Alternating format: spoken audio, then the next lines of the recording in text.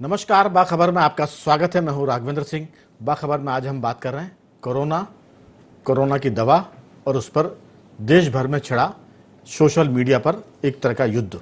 दरअसल कोरोना के मामले में कह सकते हैं कि जो दवा की बात है वो देश भर क्या दुनिया भर में बिलियन डॉलर का कारोबार है, इसका वैक्सीन, इसकी दवा को लेकर। लेकिन इस पूरे मामले में कह सकते हैं कि बाजी मार ले गए हैं भारत के पतंजलि के मालिक, उसके जो भी करता धरता हैं, बाबा रामदेव। दरअसल 2 दिन से पूरे देश में इस बात का हल्ला मच रहा है कि बाबा रामदेव द्वारा जो दवा इजाद की गई है, उनकी टीम ने जो दवा बनाई है, वो दवा कितनी कारगर होगी। क्या वो कोरोना की दवा हो सकती है, या वो सर्दी जुकाम की दवा है, या उनको इस दवा के बारे में जो भी करना था वो उन्होंने सही तरीके से किया नहीं। लेकिन एक बात तो तय है कि 2 दिन में पूरे देश में बाबा रामदेव के जो पतंजलि दवा संस्थान है और उनकी दवा को लेकर, कोरोना को लेकर जबरदस्त चर्चा हो रही है। कह सकते हैं कि जो एलोपैथी की बात करते हैं, जो मेडिकल साइंस की बात करते हैं, उनके लिए भी ये एक तरह की चुनौती है, क्योंकि अभी तक मेडिकल साइंस जो दवा कंपनियां हैं वो इस पर रिसर्च कर रही हैं, इसका परीक्षण कर रही हैं, लेकिन अभी पूरे तौर पर कोई दवा नहीं आई है। तो ये असल में आपदा को लेकर अवसर की बात भी है, कारोबार की बात भी है, और पूरे मामले में कह सकते हैं कि रामदेव ने सबको चौंका दिया है। इसके साथ साथ जो भी आलोचना हो रही है, जो प्रशंसा कर रहे हैं, पूरा देश 2 गुट में बढ़ गया है। एक बाबा रामदेव के साथ खड़ा हुआ और एक बाबा रामदेव के खिलाफ है। लेकिन हमारा मानना यह है कि इस पूरे मामले में आयुर्वेद का डंका जरूर पिटा है। लोग आयुर्वेद की तरफ आएंगे, क्योंकि जैसे होम्योपैथी के लोग बात करते हैं, अब आयुर्वेद के साथ कॉम्बिनेशन की बात होगी, वो प्राकृतिक चिकित्सा की बात होगी, योग के साथ आयुर्वेद की बात होगी। तो बहुत सारी बातें जिन पर हम विस्तार से बात करेंगे। हमारे साथ चर्चा में मौजूद रहेंगे डॉक्टर भुवनेश गर्ग, हमारे साथ मौजूद रहेंगे डॉक्टर ललित नायक, और सामाजिक सरोकार से जुड़े रमेश सिंह जी।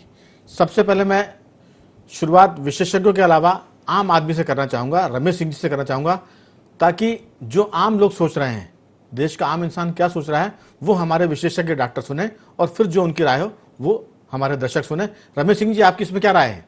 जी, मेरी राय ये है सर कि जब ये कोरोना शुरू हुआ तो उस वक्त हमारा जो चिकित्सा विज्ञान है एलोपैथी का, वो हाथ उसके दोनों खाली थे और कोई दवा थी नहीं। डॉक्टरों की ये स्थिति थी कि क्या करें और क्या ना करें, और आम आदमी में एक बहुत ज्यादा भीषण पैनिक बन गया था। और उस वक्त डॉक्टरों ने और सभी जो इससे सरोकार रखते थे, उन्हीं ने आयुर्वेदिक काढ़े का रेफरेंस दिया सभी को, और उस काढ़े के दम पे बहुत सारे मरीज बचे भी। मैंने तो ये भोपाल में डॉक्टर चिरायु के डॉक्टर जो गोयन का है, उनने भी अपना ये काढ़े का कहा, और आज डॉक्टर रामदेव जी और उनके वैद्य जी जो है, उन्होंने ये दवा बनाई है। तो इस दवा को आयुर्वेद के बहुत सारे जो फार्मूले हैं, बहुत पुराने ग्रंथों के आधार पर, उनने जो कोरोना के लक्षण हैं उसके आधार पर दवाई बनाई है। मैं यहाँ एक बात बताना चाहता हूँ कि आयुर्वेद किसी वायरस के सिद्धांत पर काम नहीं करता। आयुर्वेद काम करता है बात, पित्त और कफ के अलावा लक्षणों के आधार पर। जैसे मलेरिया के मरीज का जब इलाज करता है आयुर्वेद, तो वो मलेरिया पैरासाइट का इलाज नहीं करता, वो मलेरिया के सिम्टम्स का इलाज करता है और मलेरिया पूरी तरह ठीक हो जाता है।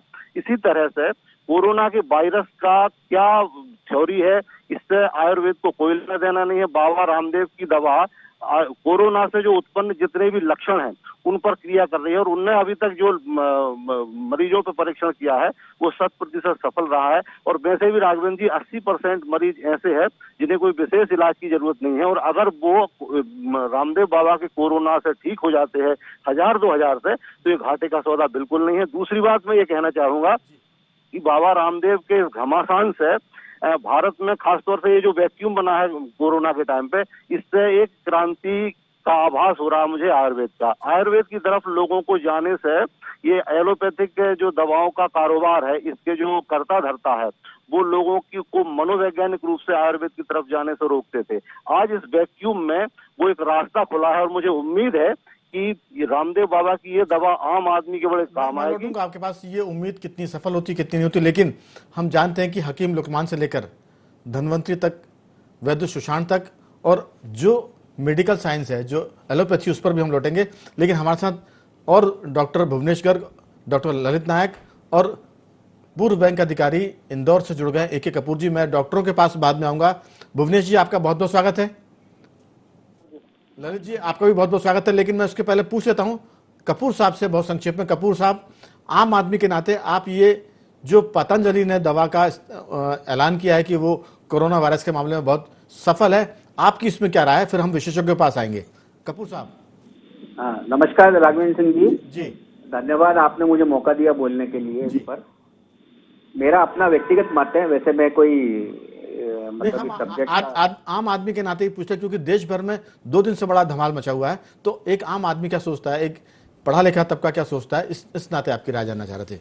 जी, मेरा अपना मानना है कि हम किसी विवाद में न पड़ते हुए सीधी सी एक बात है कि आयुर्वेदिक का कभी भी कोई भी साइड इफेक्ट नहीं होता है। जी, उसका प्रभाव पड़ेगा ना पड़ेगा, इस वाद विवाद में न पड़ते हुए उसको दवाई को लेने से ये फायदा है कम से कम कि हमारे को कुछ लाभ ही होगा, नुकसान निश्चित नहीं होगा। ये मेरा अपना एक बहुत ही मतलब साधारण सोच है।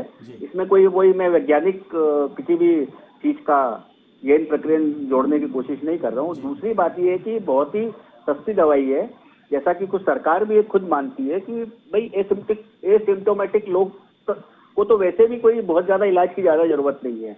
तो ऐसी परिस्थिति में मेरा अपना व्यक्तिगत सोचना है कि इस दवाई का निश्चित रूप से बहुत अच्छा प्रभाव पड़ेगा और बहुत बड़े तबके को इस दवाई का उपयोग करके एक अच्छी मतलब आर्थिक सीमा के अंदर करके उसका लाभ कह सकते हैं कि दवा सस्ती भी है और उसका कोई साइड इफेक्ट नहीं है, कोई नुकसान नहीं है, इसलिए लोग इसका उपयोग करेंगे। भले ही बाबा रामदेव का दावा जो भी कहता हो, बाकी लोग उसके बारे में जो भी प्रशंसा आलोचना करते हो। मैं लौटता हूँ पास डॉक्टर ललित नायक जी, आपने हमारे 2 मेहमानों को सुना, फिर आपके बाद डॉक्टर भुवनेश गर्ग से हम इस पर अंतिम टिप्पणी लेंगे, फाइनल विशेषज्ञ टिप्पणी, क्योंकि आप आयुष के अभियान से जुड़े भी रहे हैं। आपकी इसमें क्या राय कि क्या ये जो दवा आई है कोरोनिल, उसके साथ में जो एक कोरोना किट दिया जा रहा है, उस पर आपकी क्या राय? जी, मैं डॉक्टर ललित नायक हूँ जी, और मैं आयुर्वेद से बहुत दिनों से जुड़ा हूँ। अल्टरनेटिव मेडिसिन सिस्टम्स का जो रिसर्च सिस्टम है उसमें मैंने बहुत काम किया है। जी, तो अभी बात चली बाबा रामदेव की मेडिसिन। जी, बाबा रामदेव की एक्चुअली में जो रिसर्च सेंटर है वो बहुत काफी डेप्थ तक रिसर्च किया जाता है वहाँ पर, और उनकी काफी माइक्रो लेवल तक रिसर्च होती है। वो लोग कोई भी बात को मार्केट में हल्के तरीके से नहीं बोलते हैं। अभी क्या है कि मेडिकल साइंस घबराया हुआ है कि उथल पुथल है सारे मार्केट के अंदर, सारे पब्लिक घबराई हुई है। लेकिन बाबा रामदेव ने कुछ तथ्यों को मिला करके कुछ घटक मिलाए हुए हैं और उस पर माइक्रो लेवल तक रिसर्च की हुई है। एक्चुअली में हमारी बॉडी के अंदर एक सिस्टम होता है जिसको इम्यून सिस्टम कहते हैं, आयुर्वेद में उसको कफ कहते हैं। जब वो कफ मींस लिम्फ जब बॉडी में बढ़ता है तो कोई भी बॉडी की डिसीज रुकती है, कोई भी इन्फेक्टेड डिसीज बॉडी के अंदर एंटर नहीं कर पाती है। जब भी हम कहते हैं हमको कोई डिसीज हो गई तो कफ बढ़ गया, कफ मतलब हमारे बॉडी सिस्टम्स का लिम्फ बॉडी में इंक्रीज हो गया। तो लिम्फ किसी भी इन्फेक्टेड एजेंट को बॉडी के अंदर एंटर करने से रोकती है। उसके अंदर एक एजेंट होता है जिसको बोलते हैं ग्लोबुलिन। तो बाबा रामदेव ने ग्लोबुलिन को सेंसिटिव करके ग्लोबुलिन को बॉडी में बढ़ाया हुआ है। उन्होंने बाकायदा पैथोलॉजिकल, फिजियोलॉजिकल और फार्माकोलॉजिकल टीम को तैयार करके और उसमें एलोपैथिक मेडिसिन सिस्टम्स के डॉक्टर को टीम में लेकर के इस मेडिसिन को तैयार किया है और बाकायदा ग्लोबुलिन सेंसिटिविटी बढ़ाई हुई है। एक्चुअली में लोग कहते हैं कि एंटीबॉडी, वैक्सीन क्या है? वैक्सीन बेसिकली एंटीबॉडीज को तैयार करना, एंटीबॉडीज के बिल्कुल डॉक्टर ललित जी, मैं लौटूंगा आपके पास। दरअसल पहले तो एक ब्रेक का वक्त हो रहा है और हमारे साथ टेलीफोन लाइन पर डॉक्टर भुवनेश गर्ग जी हैं। मैंने उनको बहुत व्यस्त टाइम से इस पूरे कार्यक्रम में जुड़ा है। भुवनेश जी, आपसे आग्रह है कि आप टेलीफोन पर बने रहें, हम बहुत लौट रहे हैं 10-20 सेकंड के बाद, एक ब्रेक पर जा रहे हैं।